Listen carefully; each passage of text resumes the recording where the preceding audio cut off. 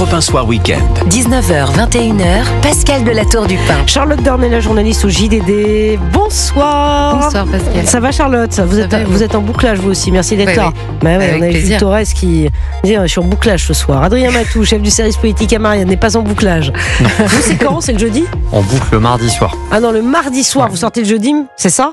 Ouais, on sort le jeudi en kiosque et le mercredi après-midi en numérique. Voilà. Donc vous n'êtes pas de bouclage ce soir. Détendu, voilà. Vous êtes détendu. Ce qui n'est pas le cas de Charlotte. Si Charlotte, vous êtes détendu. Oui, je sais. On va parler un instant de la motion de censure peut-être de la semaine prochaine. Pourquoi Laurent Saint-Martin, ministre du Budget, dit dans les colonnes du Parisien, il prévient que le gouvernement ne fera pas de nouvelles concessions sur le budget de la sécurité sociale, malgré la menace de censure que fait peser le Rassemblement national. Donc ça veut dire quoi? Ça veut dire que le Rassemblement national va mal prendre les choses. Je viens de découvrir l'article, c'est en direct sur Europe 1. J'imagine que ça ne va pas faire plaisir à Marine Le Pen, cette petite déclaration de Laurent Saint-Martin dans les colonnes du Parisien, et que ça ne va pas arranger les affaires du gouvernement. Je ne sais pas. Non mais la question n'est pas tellement de savoir si ça lui fait plaisir ou pas. Je joue sur les mots, mais je sais bien, Charlotte. non mais cela dit, c'est un vocabulaire qui est, oui. En fait, depuis quelques mois, on a l'impression que tout ça est simplement un jeu de dupes entre alliés, contre alliés, etc. Ce jeu existe, c'est la politique politicienne, et je suis très inapte à commenter ce jeu-là. Simplement, sur le fond, il y a de réels désaccords dans la manière de concevoir ce budget, dans la manière de l'approcher, dans la manière de dessiner les priorités, et il y a un désaccord de fond. Maintenant, je pense que depuis plusieurs semaines, voire plusieurs mois d'ailleurs, l'avertissement envoyé par Marine Le Pen sur cette question du budget, avec le pouvoir qu'elle a, qui est celui de faire éventuellement tomber le gouvernement, c'est pour ça que tout le monde s'attarde évidemment sur ce qu'elle en pense, n'a pas été pris au sérieux. Michel Barnier l'a reçu extrêmement tard. Il a répondu sur la question de l'électricité en disant ça va passer. Marine Le Pen prévient que ça ne passera pas avec seulement cette décision-là. Maintenant, ils nous disent qu'ils ne donneront pas plus que ça. Il y a un risque, effectivement, de censure qu'on ne peut pas simplement commenter en disant il y a d'un côté les gens raisonnables et de l'autre côté le chaos. Emmanuel Macron, depuis le début, et donc beaucoup de gens derrière lui, conçoivent la politique simplement comme une question de gens raisonnables versus le chaos. Mais il y a des désaccords politiques de fond. C'est pas un gros mot, c'est pas grave d'ailleurs, c'est même plutôt un signe de bonne santé, qu'il y ait des désaccords qui s'expriment, et il est impossible en permanence de renvoyer la personne qui est en désaccord à l'extrémisme, au chaos, au risque de chaos. Là, en l'occurrence, on ne parle que de ressorts qui existent dans les institutions. Donc, il faut faire avec, essayer évidemment de l'éviter, puisque la période d'instabilité n'est pas très agréable, et sur le budget non plus. Mais voilà, le fait est que c'est la conséquence d'une absence de majorité, pas de l'extrémisme de tel ou tel, ou des désaccords de tel ou tel, en réalité. Adrien Matou, Laurent Saint-Martin dans les colonnes du Parisien, ministre du Budget, dit on parle beaucoup du RN, mais pour faire une censure, il faut rassembler 289 députés. Il faudrait donc aussi poser la question de la censure à la gauche. Oui, alors c'est assez amusant d'ailleurs, parce qu'on est parti direct du postulat que tout reposait sur le RN, mais parce que le nouveau Front Populaire en fait a fait savoir très vite qu'il serait opposé. Donc ils se sont posés tout de suite comme une force d'opposition qui voulait appliquer son programme, qui était furieuse de ne pas avoir été appelée aux responsabilités. Donc il y avait peu de doute sur le fait que le NFP s'opposerait et voterait une motion de censure. Alors je dis il y avait peu de doute parce qu'il y a un peu de doute maintenant. C'est-à-dire que les socialistes sont quand même en train de se poser la question, de se dire est-ce que ça vaut le coup de bosser la censure avec les Insoumis et le RN, de plonger le pays dans l'incertitude. Il y a la question qui se pose au PS. Après, quand même, je pense quand même que c'est essentiellement Marine Le Pen qui a le pistolet sur le front du gouvernement. Et là, c'est quand même intéressant de voir le jeu que joue Marine Le Pen, parce que Marine Le Pen, en réalité, il y a deux manières de voir les choses. Il y a une première manière de voir les choses qui consiste à dire effectivement, Michel Barnier et le gouvernement n'ont pas beaucoup avancé en direction du RN. Moi, les rapports que j'ai avec les députés du RN, beaucoup me disent ils se comportent comme s'il était encore en majorité. Ils nous ont pas fait de concessions, ils nous traitent pas. Traiter, ça veut dire bien sûr, ils nous écoutent pas. Ils nous écoutent pas. Ils nous prennent un peu de manière condescendante. Et là, c'est vrai qu'on a l'impression que dans les derniers jours, il y a une espèce de prise de conscience que la situation est quand même un peu désespérée, qu'il faut faire des pas. Ça, c'est la manière plutôt du côté du RN de voir les choses. Après, il y a une autre manière plus critique, qui est de dire que Marine Le Pen a en réalité obtenu quelques concessions. Mais en fait, ces concessions n'ont pas été interprétées comme des victoires du RN. Je m'explique. Le gouvernement a reculé sur la désindexation des retraites, mais il a présenté ce recul comme une victoire de Laurent Wauquiez. Le gouvernement a reculé sur les cotisations patronales qu'il a renoncé à faire augmenter, mais il a présenté ce recul comme une victoire de Gabriel Attal.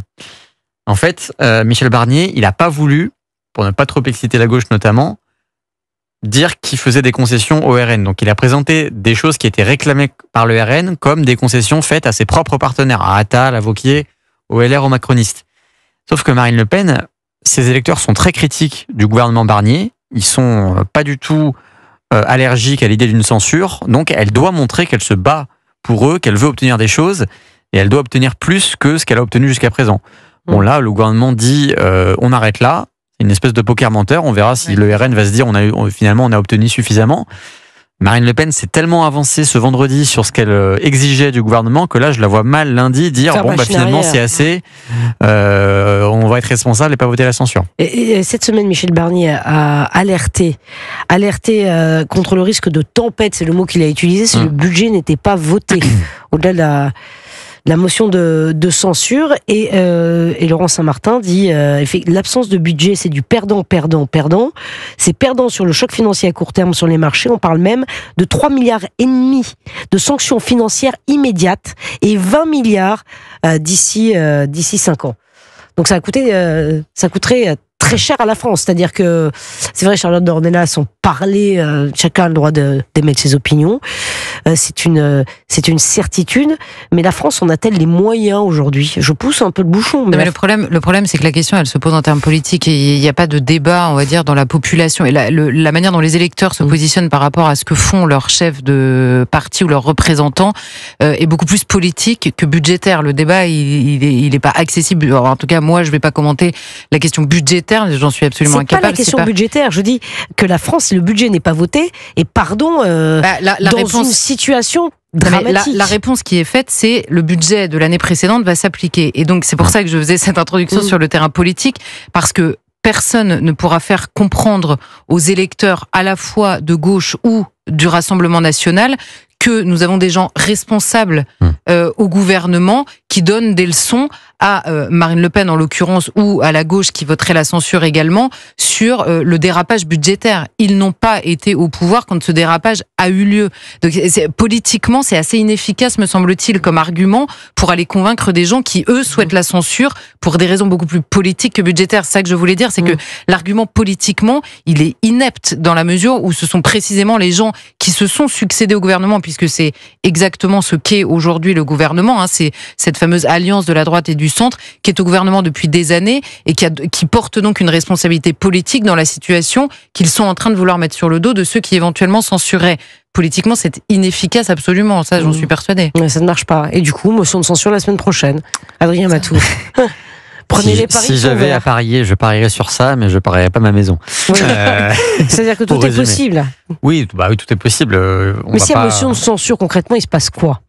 Le gouvernement est renversé, et là, c'est la responsabilité du président de soit représenter Michel Barnier, soit plus vraisemblablement trouver un nouveau Premier ministre qui formerait un nouveau gouvernement. 3 mois de plus. Voilà. Alors là, ça peut. C'est vrai qu'on a attendu le nom de François Bayrou. Il y a des noms qui circulent. Il y a François Bayrou, il y a aussi Sébastien Lecornu. Pour l'instant, c'est que des hypothèses. Surtout, on a quand même du mal à voir comment ça peut se régler rapidement quand on se rappelle combien de temps ça a duré pour Michel Barnier et qu'il n'y avait pas eu de motion de censure précédemment. Ça peut durer quoi, des semaines? Alors, ça peut durer des semaines. Et si ça dure des semaines, la question qui est de moins en moins un tabou va se poser de la démission d'Emmanuel Macron, qui va être réclamée par les oppositions, qui vont dire visiblement. Sondage JDD. Le blocage est celui du président. Un sondage CSA, 62% des Français effectivement sont favorables à la démission d'Emmanuel Macron. Si jamais. Voilà, la censure. Non, mais c'est vrai que quand c'est Jean-François Copé qui sort du bois pour évoquer cette situation, c'est que ça n'est plus un tabou, en effet, quoi. Ouais. Oui, mais enfin bon, c'est plus juste. La démission d'Emmanuel Macron, personne n'y croit. Personne n'y croit. Il y a beaucoup de gens qui y croient. Ouais. Alors, de plus en plus. Peu à l'Élysée, ça je vous l'accorde. Oui, c'est ça. Mais en tout cas, à gauche, en tout cas, c'est au sein de la France Insoumise, c'est clairement réclamé. Ah oui, Jean-Luc Mélenchon a déjà fait ses petits pronostics. Et du côté du RN, c'est plus subtil. Jean-Philippe Tanguy nous l'avait dit jeudi, c'est un député du RN, il nous avait dit, alors on ne va pas réclamer, parce qu'on ne réclame pas une démission, mais on pense que l'esprit des institutions de la Ve République aurait voulu qu'il démissionne. Donc, voilà. J'adore. Ce qui avait déjà été évoqué d'ailleurs pendant l'été. Ouais. Et de toute façon, ce qui est sûr et certain, c'est que tout le monde va se renvoyer la responsabilité de la situation. Ouais. C'est aussi simple que ça. Et donc, à la fin, la responsabilité va être portée par plusieurs vers Emmanuel Macron lui-même, qui sera désigné comme le verrou, on va dire, de l'état de crise politique. Donc, ce qu'ils sont déjà en train de faire avec l'opposition, je veux dire, ceux qui risqueraient de voter la censure sont responsables de la situation, ceux qui bloquent sur le budget et qui ne font pas de pas vers nous sont responsables, et finalement, à la fin, Emmanuel Macron sera désigné comme le grand responsable de tout. Si on est vraiment, si on se détache le plus possible de la politique politicienne et qu'on réfléchit au blocage de fond, le blocage de fond, c'est que c'est la tripartition de la vie politique française. La Ve République n'est pas faite pour qu'il y ait 3 forces politiques. Il faut qu'il y ait 2 forces politiques pour qu'il y ait un mouvement de balancier. Là, on a 3 forces politiques qui non seulement se divisent grosso modo, il y en a une qui a un petit tiers et une qui a un gros tiers, mais grosso modo, c'est 33% des Français chacune, et surtout, les deux non seulement refusent de faire des concessions pour se rapprocher d'une autre, mais en plus accusent les deux autres de s'allier. C'est épuisant pour les observateurs de la vie politique française. C'est toujours la gauche qui dit regardez le RN qui pactise avec la Macronie, les macronistes qui disent les deux extrêmes se rejoignent, et le RN qui dit la gauche est l'allié objectif de la Macronie. Mais ce que vous dites, c'est qu'on est dans une situation de blocage là. C'est-à-dire qu'il faut passer à une 6e République. Alors, c'est ça que vous nous dites ce soir. Alors, mais honnêtement, il y a deux options sur la table. La première, effectivement, c'est de changer les institutions. C'est de considérer que voilà, il faut des institutions qui reflètent cette tripartition, et du coup, on passe à autre chose. Et la deuxième, c'est de considérer que c'est au système politique de s'adapter au blocage, et que du coup, c'est soit au RN, soit à la gauche, soit aux macronistes, d'inventer quelque chose dans son programme, dans son idéologie, dans son image, pour s'ouvrir à une partie plus grande de la population et être majoritaire. Voilà, si vous défendez les institutions de la 5e, vous savez qu'il faut qu'il y ait une force à vocation majoritaire qui représente plus de 50% des Français, au moins dans un second tour. Pour l'instant, là, on n'y arrive pas, Charlotte, on n'y est pas du tout. Effectivement. Donc ça peut durer comme ça, si on se base effectivement sur l'analyse extrêmement pertinente d'Adrien Matou. Merci Pascal. Ici présent.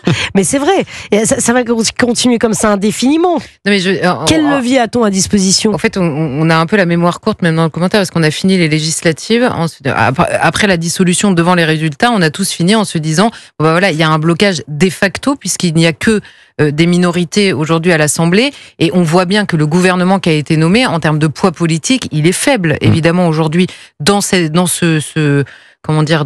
paysage-là. Donc, en effet, il y a des sujets sur lesquels on peut s'entendre, dans lequel, d'ailleurs, ce que Adrien disait tout à l'heure, de Michel Barnier qui a distribué les bons points aux uns et aux autres, et finalement, tout le monde aurait pu s'y retrouver, c'est bien qu'il y a des points d'accord. Mais simplement, il y a une telle diabolisation des uns par rapport aux autres, et des alliances possibles entre les uns et les autres, qui sont même incapables de reconnaître qu'ils ont 2 points d'accord. Et c'était flagrant cette semaine, où en effet, Michel Barnier a fini par recevoir Marine Le Pen. Jusqu'à la semaine dernière, les électeurs du Rassemblement National étaient respectables. Cette semaine, les élus du Rassemblement National étaient eux-mêmes respectables. Donc, en fait, il y a une évolution permanente, et si demain, il y a besoin d'aller rencontrer les élus du Nouveau Front Populaire, rassurez-vous, ils seront respectables aussi. Donc, on sent qu'il y a un jeu d'alliance, et donc un jeu de dupes, puisque celui que vous accusiez d'être le diable hier devient votre allié potentiel, ou en tout cas nécessaire pour passer sur un sujet, et demain, ce sera celui qui vous accuse qui deviendra l'allié. Enfin, en effet, je suis d'accord, le mot c'est que c'est épuisant. C'est épuisant. C'est épuisant. Et on n'a pas fini effectivement de vous solliciter malheureusement sur ces questions.